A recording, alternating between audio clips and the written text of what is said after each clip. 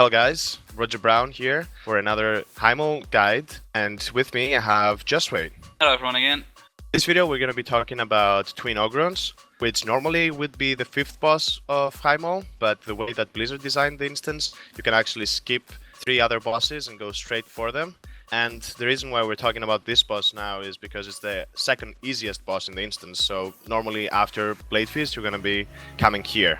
Yeah, the other 3 optional bosses are pretty hard, and we'll be covering them in another later guides. The setup you want to use for this boss is 2 tanks, 4 or 5 healers, and the rest filled with DPS, a mixture of melee and ranged DPS. Good classes are those that can cleave on 2 targets, like monks, maybe warlocks, mages, they're always good. Yeah, you want to make sure that you make an rage timer, which is 7 minutes. So depending on your DPS, you can go with 5 healers, but if you see that you cannot make it, cut down to 4 healers. So as soon as the fight starts, first thing you want to do is tank both of them on top of each other, both to maximize the damage done on them by cleaving them, and also because if they are far away from each other, they gain a buff which increases their attack speed and cast speed. Another thing to mention is that when the fight starts, they'll have a buff on themselves, which makes them unable to get any energy or use abilities, so you have time to position them somewhere in the room. You can either drag them to the middle or to the side, as we are doing in the video. We really recommend this side position because it will make dodging the fires a lot easier compared to the center for the melee and the ranged. Difference in Mythic compared to Heroic and normal difficulty is that Margok is actually watching this whole fight going on, standing at the stairs, and he will actually empower either Famous or Paul for 55 seconds, which buffs their abilities that they cast at 33 energy. Famous is the first boss to get empowered in this fight. He'll start off by casting Quake, but Quake doesn't get empowered, so we're all good on that front. It's going to be the same as in Heroic. Then at 33 energy, he'll start casting Whirlwind. You'll want to drag the boss out around 28 energy, even if it's empowered or not empowered, just so you don't cast Whirlwind on top of the melee or the ranged camp. Yeah, as we can see here, because it's empowered, the whole raid will be dragged towards that boss, so it's a good idea to use Stampeding Roar together with an aspect of the Fox at this point. Yeah, surviving the Whirlwind together with the Blazes up can be really tough sometimes because people might get fire stacks if they're not fast enough with running, so using those cooldowns can be really helpful. And that's going to happen twice in the fight where we get empowered Whirlwind and fires up at the same time. His last ability is Enfeebling Roar, which he'll use at 66 energy. Just like in Heroic, you want the raid to gather around the boss to soak the debuffs up so the duration and the damage increase stay low. Yeah, if not enough people are gathered up for the Enfeebling Roar, it can get really tricky because the debuff that you get after it's casted can be very long and it can actually be devastating for the tanks and the melees who are probably gonna get it. So moving on to Paul, as soon as the Empower buff from Themos drops off, Margok will give the Empower buff to Paul instead, and the first thing that he casts is Charge. Now, if he has the Empower buff, there will be 3 images which spawn at his position, and once he has charged, they will also charge in a triangle formation. Yeah, especially at melee, you want to watch out when he charges, because they are going to be from his melee position. You just want to move out a little bit and look where their charges are going before going back in. Yeah, and if you happen to get hit by one of the charges, you will get a bleed debuff, so ask for a Hand of Protection at that point to get rid of it, because it will drop your health very low. Now at 66 energy, Paul still casts the Interrupting Shout, which is no different to the Heroic version of it. Just make sure that you stop casting at the end of it, or use Devotion Aura and keep casting because you won't get interrupted.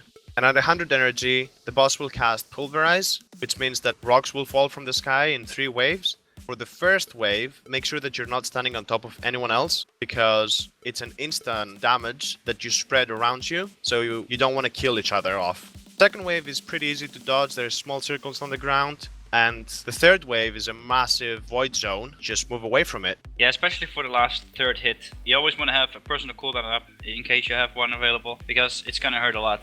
And in case the big rock is on top of your head, you always want to move either the bosses towards the range camp or the range camp towards the bosses. Because if it happens to be Enfeebling Roar right after, you're always gonna be close to the boss already.